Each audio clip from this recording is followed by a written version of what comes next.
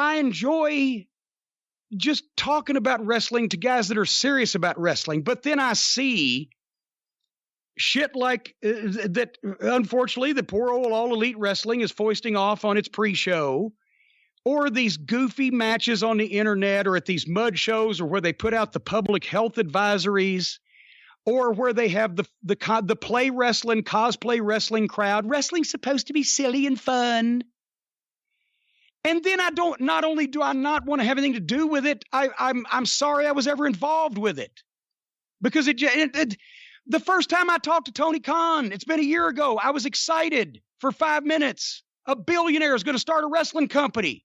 And then I found out, because he told me, who he was going to be in business with. And then my heart sunk, because I was back 15 years ago telling Dutch Mantel we were in TNA. That fucking douchebag Dixie Carter. The people with the money don't know how, and the people that know how can never get the money. So I was excited for All Elite Wrestling. Hopefully still, right? But when I heard who was going to be involved, I said, there's no way they can be serious. They are going to make wrestling for this only video game crowd that is only a certain age. Pan that crowd. Look at those crowd pans on those shows. 18 to 34 men, no hair and a lot of beards. No women, no kids, no older people.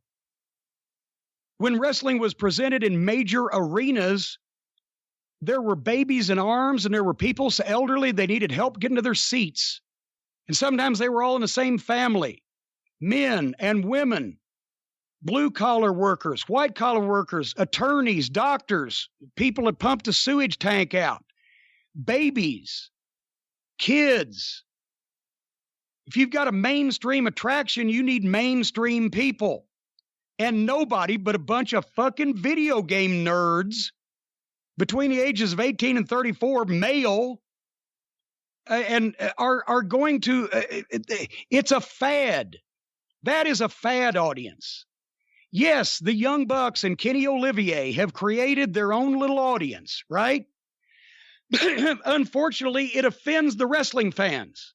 And the fad audience who's going to watch silly wrestling with guys in a bunch of funny outfits doing silly shit is limited, and the shelf life is limited, because those people are going to one day lose their virginity, get married, have kids, get a real job, get a life. Do you think they're going to be watching the Young Bucks matches in 30 years and, oh my God, this was state of the art? Or do you think they're going to be watching that Double or Nothing Battle Royal in 30 years and say, oh my God, look at the state of this art?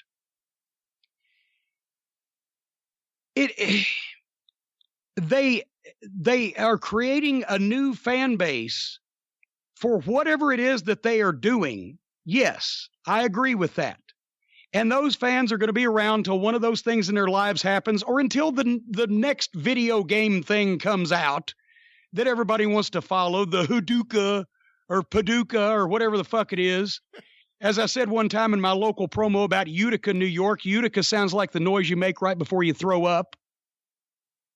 But Christine Jarrett told me when I was 14 years old, you see those fans and those stands, they will never leave us as long as we don't turn them away. As long as we don't run them off, they will never leave us. Wrestling fans never left wrestling. If you were a fan of wrestling when you were 10, you were a fan of wrestling when you were 60. And only the territories the only ones that went out of business without, like Roy Shire just lost his mind. Bruiser and Sheik's territories aged out. But really, no territory ever really went out of business, except if there was a goddamn local catastrophe or a death or something, until the late 80s. And then we've had 3 or 4 different generations of fans. And as we all know, there's a bunch of them listening to me right now. The wrestling fans not just dislike, but are offended by what these fucking jackoffs are doing to the wrestling business. A wrestling fan from 1970 could watch Jacob Fatu or listen to fucking MJF or fucking watch a Tom Lawler match and not be offended. But not this fucking cosplay bullshit. I talk to them all the time at every comic convention I go to. We used to love wrestling. Don't watch it anymore. It's got so silly and phony. All these little kids. Nobody's serious. Too much talk. So I was excited for AEW for about 5 minutes. Then I found out who else was going to be involved. And I knew they couldn't play it straight. And so far, they're not, except for Cody. He's the smart one because he can get over on ability instead of fucking hoo-ha. And I didn't expect, even though then, that they would give every outlaw, darling, untrained play wrestling fuck a job, a high-paying job on this poor fella's money. Who's next? Pockets? You know what? It just Pockets is not good. It needs my little dog Pockets.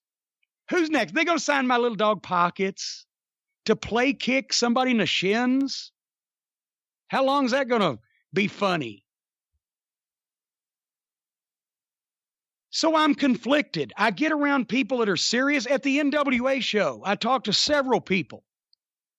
The Briscoes, as far as I'm concerned, if I had unlimited funds and the biggest wrestling promotion in the world, I would have the Briscoes as my top team, and I would have the Revival. And right now, from what I'm seeing, the dynasty of MJF, Richard Holiday, and Alexander Hammerstone in a three-way fucking duel with them, because all those guys are great heels. We need to come up with a good babyface team. Where'd that Chad Gable and what was it, Gable and Jordan, that had the great match with the Revival? Jordan injured his neck, and then Gable was put with Bobby Roode, and then they were split up, and then they had Gable cut off his hair. Oh, boy. The guy with the really good hair? He cut his hair. Oh, fuck. Well, hair can grow. That's why they have Manscaped. But right there's you a tag team division. I didn't have to think longer than 3 fucking seconds. If they're under contract, wait till they get out of it. Or if you got enough money, just say, hey, since you're wasting fucking money. By the way, Tony, I'm talking to you. Since you're wasting money on people with no legs and fucking untrained outlaw fucks that get in drunken fucking pussy fights with other deranged lunatics at a fucking beer stand, just pay their respective fucking employers a couple $1 million and get you the Revival and the Briscoes and Revive Tag Team Wrestling instead of playing around with this bullshit. And these fucking 5th graders that you have named as your vice presidents that are hiring their friends on your ticket. And I don't care, young bucks, if you don't like hearing that said out loud, because I'm trying to watch out for this guy's fucking finances. Of course, he's too blind to hear fucking sense, or elsewise he wouldn't have fucking signed you to be a vice president of a goddamn fucking peep show.